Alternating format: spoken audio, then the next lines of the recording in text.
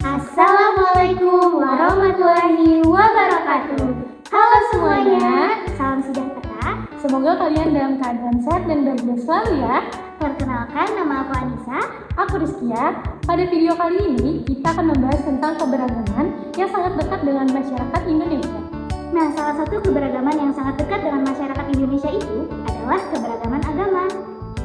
Nah, kalian tahu gak Indonesia itu adalah negeri yang tidak dibangun dari satu warna. Ia tumbuh dari ribuan perbedaan, suku yang beragam, bahasa yang tak sama, budaya yang unik, dan juga adat istiadat yang diwariskan dari generasi ke generasi.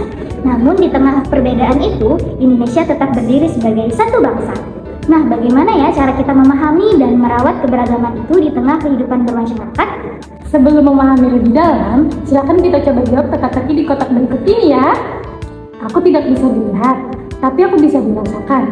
Aku tidak bisa membuat semua orang sama, tapi aku bisa membuat mereka hidup damai. Aku sangat dibutuhkan dalam masyarakat yang beragam. Siapakah aku? Nah, yang sudah tahu jawabannya, disimpan dulu ya. Di Indonesia, terdapat 6 agama yang diakui oleh negara, yaitu agama Islam, Katolik, Kristen Protestan, Hindu, Buddha, dan juga Konghucu. Kita bahas satu persatu ya. Agama yang pertama ada agama Islam. Agama Islam masuk ke Indonesia sekitar abad ke-7 atau ke-8 melalui para pedagang dari Arab dan Persia. Seiring berjalannya waktu, Islam berkembang pesat dan hingga saat ini menjadi agama yang dianut oleh mayoritas masyarakat Indonesia. Kitab suci agama Islam adalah Al-Quran.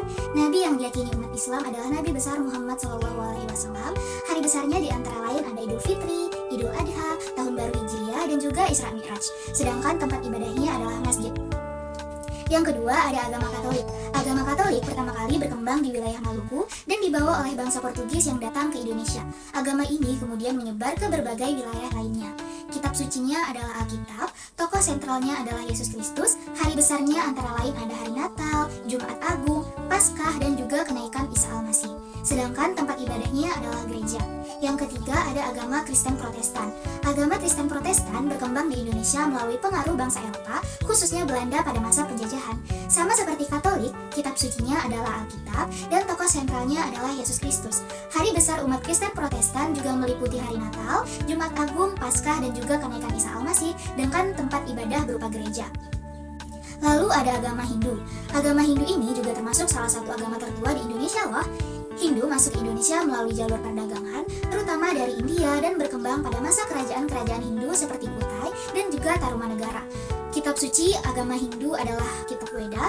Hari besarnya antara lain Nyepi, Gulungan, Kuningan, Saraswati, dan juga Pagarwesi. Sedangkan tempat ibadahnya adalah Pura. Selain Hindu, agama Buddha juga termasuk agama yang sudah lama berkembang di Indonesia.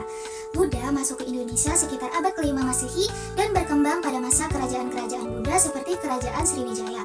Kitab sucinya adalah Tripitaka, tokoh sentralnya adalah Siddhartha Gautama, hari besarnya antara lain Waisak, Asada, dan Athena, serta tempat ibadahnya adalah Vihara. Lalu ada agama Konghucu. Agama Konghucu berasal dari ajaran Konfusius dan mulai berkembang di Indonesia sejak abad ke-17. Agama ini juga menjadi bagian dari keberagaman keyakinan yang ada di Indonesia. Kitab sucinya adalah Sisu dan Wuching, tokoh sentralnya adalah Konghucu, hari besarnya antara lain Imlek, Cap Gomeh, sedangkan tempat ibadahnya adalah Litang atau Klenteng. Nah, dari penjelasan yang tadi, kita bisa melihat bahwa Indonesia memiliki keberagaman agama yang sangat kaya. Tapi, pernah nggak sih kalian berpikir kenapa Indonesia bisa memiliki banyak agama? Yuk kita bahas penyebabnya. Keberagaman agama di Indonesia dipengaruhi oleh beberapa faktor. Yang pertama, letak geografis Indonesia yang strategis, sehingga sejak dulu menjadi jalur perdagangan dan membawa berbagai ajaran agama. Yang kedua, pengaruh sejarah, seperti kedatangan bangsa asing yang turut menyebarkan agama di Indonesia. Dan yang terakhir, yang ketiga, sikap masyarakat Indonesia yang terbuka terhadap hal baru, sehingga berbagai agama dapat diterima dan berkembang di berbagai daerah. Dari apa yang sudah kita pelajari tadi, menurut kalian mana yang lebih penting dari masyarakat yang beragama?